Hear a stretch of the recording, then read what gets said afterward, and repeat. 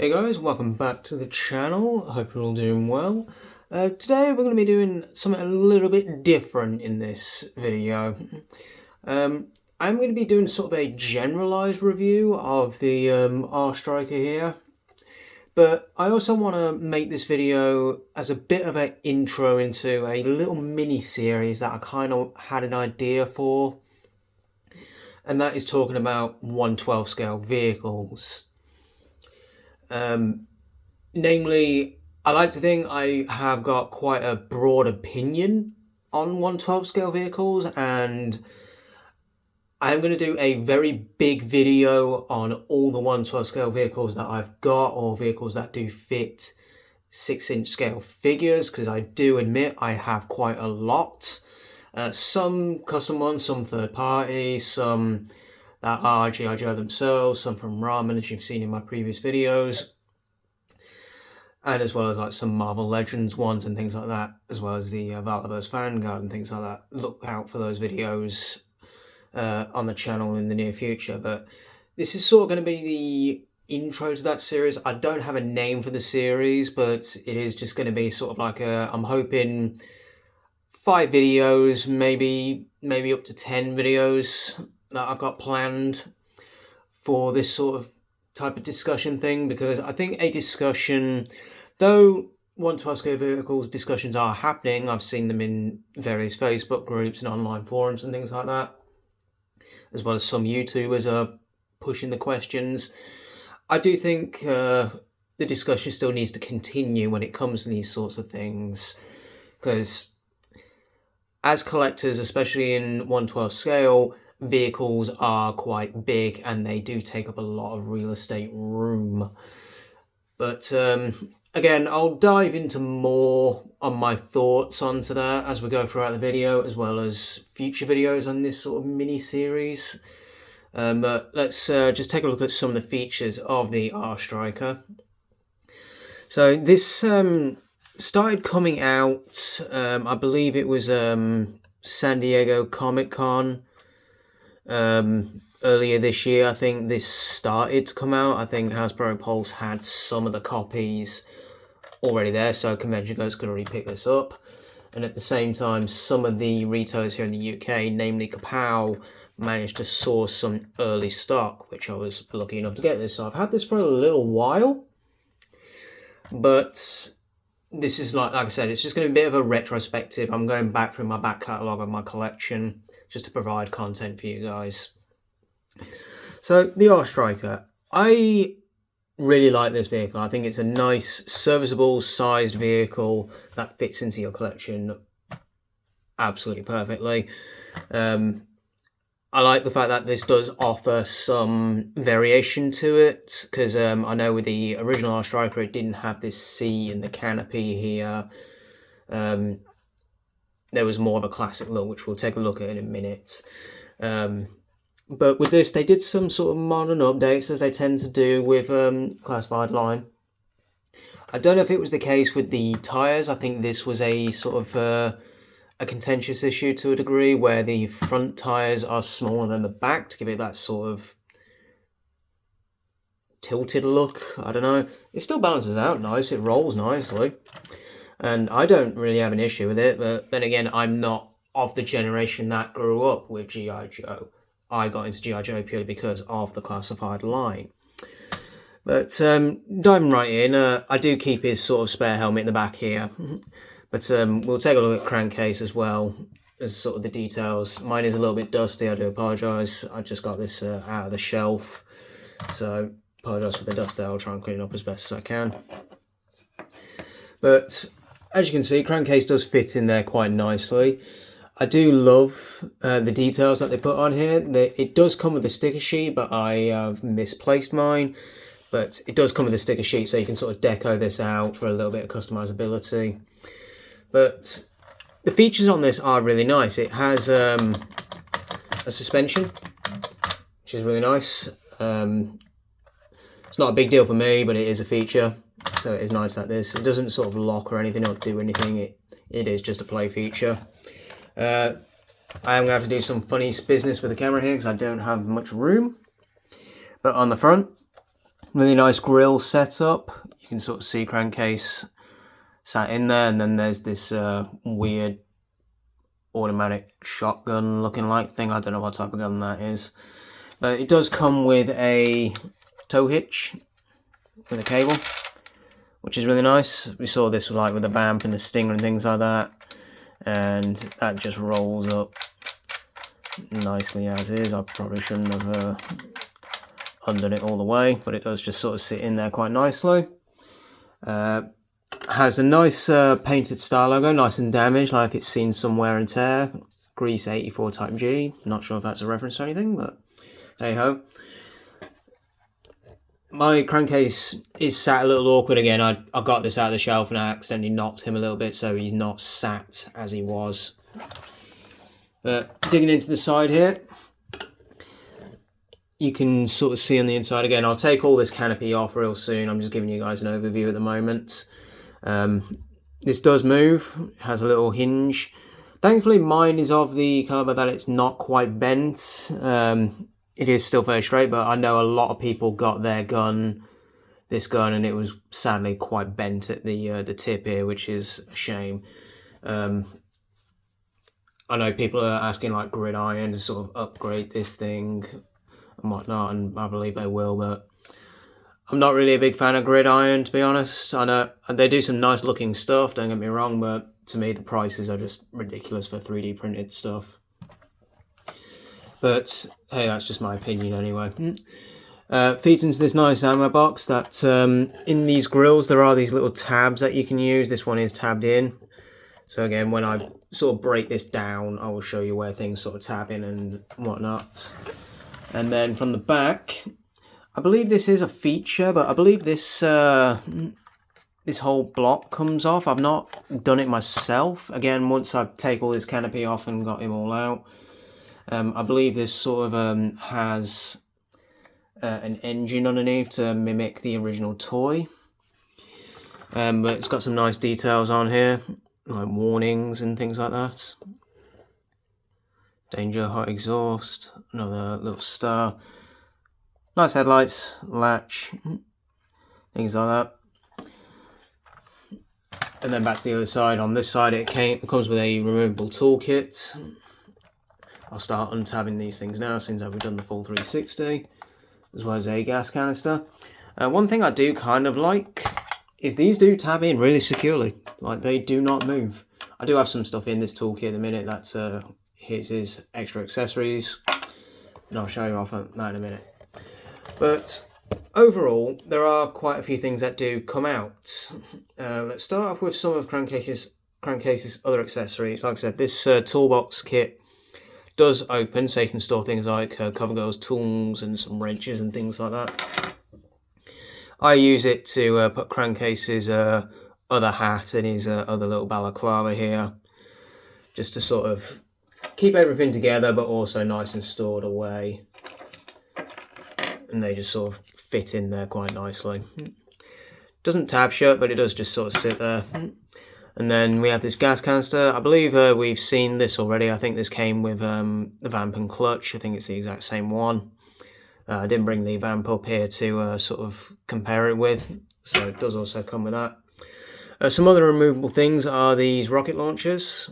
You do have two of them.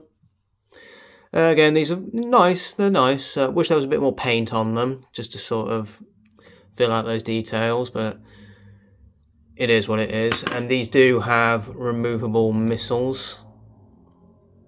These are just done this black plastic, and they do sit in there quite nicely. So you know they're not gonna fall out or anything like that. And then as you see on the top, if you have a guy on the back roof bit, comes with the same sort of style gun that the vamp comes with a chain filled belt box. It is different with the belt box this time around. This bit is bigger, comes with some more paint, but I believe it's the exact sort of same gun, just on a different mount. And as I said, for different looks, you can sort of remove this top cage bit, as well as the additional passenger seats. And I believe this is to sort of give the style of the original toy. Again, I never grew up with this sort of stuff, so I believe this is what is indicative of the original. And then you can remove this. It does come all unassembled and whatnot, but let's just remove this and get crankcase out and take a look at crankcase real quick. As you can see, I've got mine all sort of decked out in different sort of style here. These goggles are a bit of a funny thing for me. I'm just going to move the R Striker off really quick whilst we take a quick look at crankcase. Let's get him all straightened out. The one thing I did notice when I was originally putting my crankcase in the R Striker is that he sits really awkwardly. Like mine has an inverted shoulder for some reason. No idea why. But crankcase is a really nice looking figure for me. I love the way he looks. The only weird thing is he has this sort of green top, and it is a separate vest under his over his desert camo sort of shirt. A little bit of a weird, strange look, but if it's true to the character, it's true to the character. He does have these removable goggles. These are a nightmare to work with on his head, by the way. For some reason, G.I. Joe Classified, though the goggles do look really nice and things like that, they make these things so tight on their heads. It makes you think. It's the same with like some recent chin straps. Take the police officer, for instance. The straps on these things are so tight. And don't get me wrong, it's nice that they are tight on the figures. But it feels like when you're putting them on that you're going to stretch this and it's going to snap because of how thin the plastic is. But it is what it is. It's a nitpick. Now, unfortunately, mine is very loose at his waist. So that was a bit disappointing to me. Like, he is a very loose figure. I feel like if I just put him into a single pose, he is going to snap, which is a shame. But I normally just have him sat in the R Striker. But he does come with the same sort of standard articulation. He has double ball joint at the neck, butterfly joints, elbow joints, bicep swivel, double pinless elbows, and wrist swivel and hinge. His is inverted this time around. It doesn't have the up and down one. Standard thigh at the ball joint at the waist, sorry. And then he has a nicely ratcheted sort of ab crunch. Ball joints at the hips, as well as a thigh swivel. Double knee. Mine is quite stiff still. And as you can see, all of his accessories, some are tight, some are very loose, which is really annoying. But double knee. Come on. As well as a small boot cut at the top bit there. And then full facing pin for a rocker. So overall, posability wise, he is nice. But one thing is really annoying is his thigh holster here is so loose. You only got to knock it. So at least on my copy, he's a nice looking figure, but in practice, he is an awful figure for me.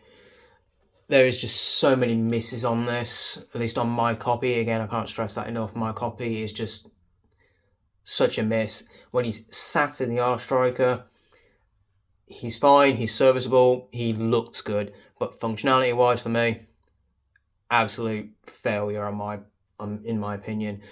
But for his accessories, as we saw in his little toolkit, he comes with, mine doesn't want to come out. He has an alternative neckerchief and a little hat, a little visor thing that says off-road. So you can change up his look. Comes with his dune goggles, as I call them. So they just sit on his head.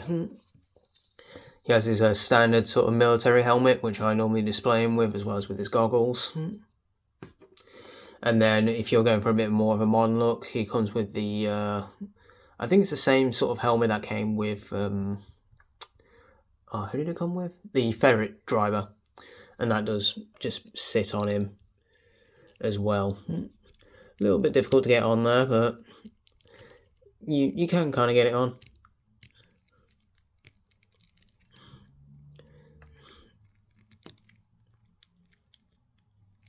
So yeah, you can sort of give him a different look. But the thing with these sort of helmets, I'd rather he just come with a different head, because if you look at that now, the helmet's warped.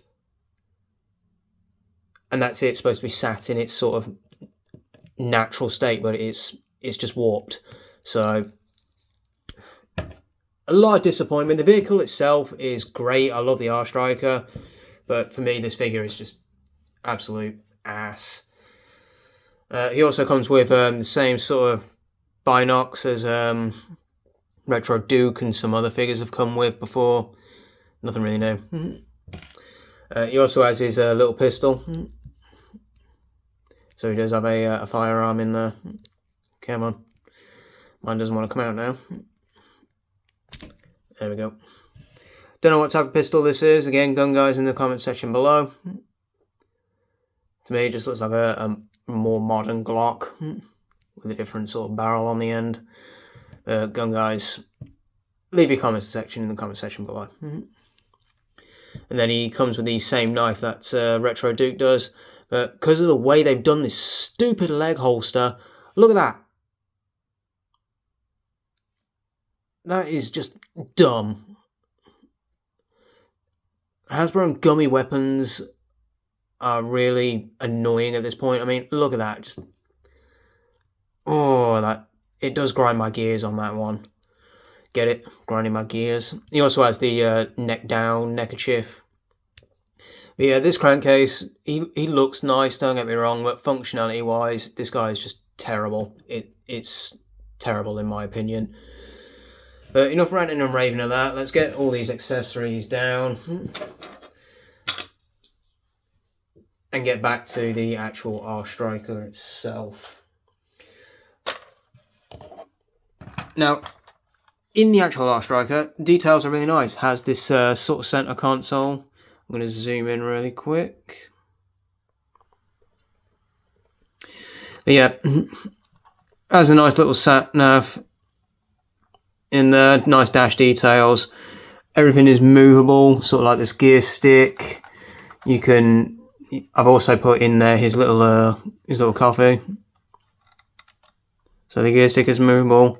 Same with the steering wheel. Has a nice dash detail. Apparently, he's going 66 miles per hour.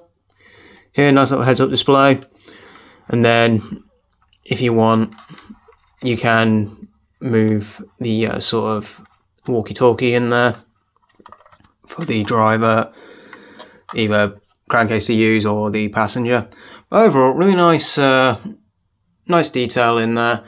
There is one minor nitpick, and at least on mine, is that when you're putting a sort of passenger or crankcase in there, his feet are so awkward to get into there. It's a nitpick, but hey ho. Now I'm gonna do this sort of slightly on camera / off camera and see if I can get this latch to come off. It shows that you can.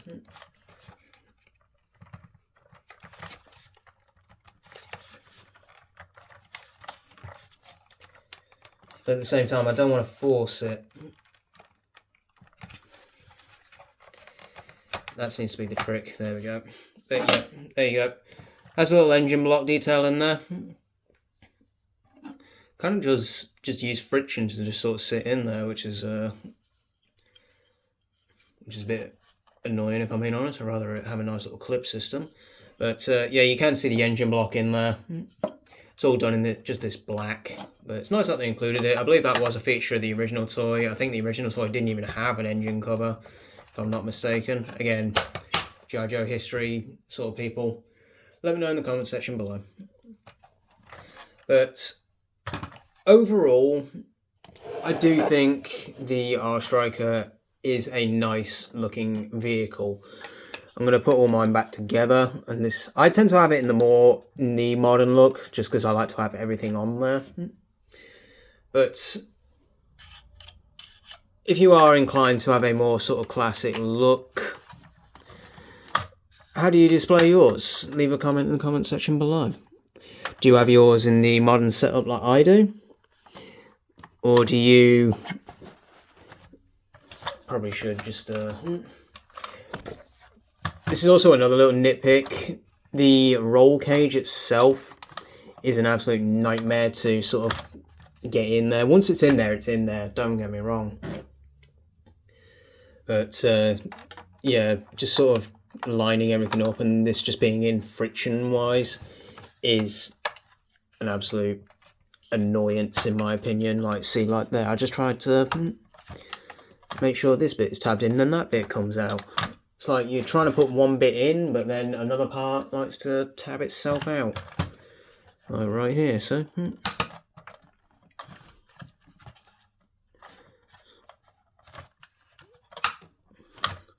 And then this bit tabs back out. So unless you have everything lined up perfectly, it's absolutely annoying. But yeah, everything does just sort of tab in really nicely here. Gonna put his gun on next, because this thing, again, because everything relies on friction and not actual tabs, it's just so gummy and nothing wants to stay. Like, don't get me wrong, once you get it in there, it's in there, but you are constantly playing to keep everything in. So there are some good things in this sort of set. It's nice that we have it, but in my opinion, this vehicle set is quite a few misses, but there are plenty of hits in here to sort of justify it. I think if you are an avid G.I. Joe collector, the R-Striker is nice to have in the collection. And if you're a vehicle guy like me, it is absolutely worth it to get. But overall, I do think this set is not worth the price. I would wait until it sort of comes out a bit cheaper. I know it's sort of sold out everywhere, but if you can find it for cheaper, get it cheaper. But what do you guys think? Do you think this set is worth it? Again, I absolutely do. I do think it's a nice vehicle overall. I'm glad I got it. But to me, crankcase, the actual figure, there's just so many misses, at least on my copy. Whether it be down to the really gummy weapons, the gummy plastic that's used on this cage. I wish this cage was made of more of a solid plastic, the same sort of style the actual striker itself is made from. But that's sort of like my little ranting and raving on this. Again, this is sort of going to be bridging into a new series of 1/12 scale vehicles on what I think should be the future for them in this line. And again, these will just be my opinions. If I was to give this whole set a sort of score out of 10, for me, I'd say this is a solid 6. And it's just purely because I have so many gripes with the actual crankcase figure. It brings the score down. The vehicle on its own, if it was just the vehicle, I would say this is a solid 8 out of 10. But let me know what you guys think in the comments section below. I'd always appreciate if you hit the subscribe button as well as that like button as well while you're down there, and hit the notification bell for future uploads, especially within this sort of series. I do think I have a lot to talk about in this. But as always, guys, I will see you in the next video.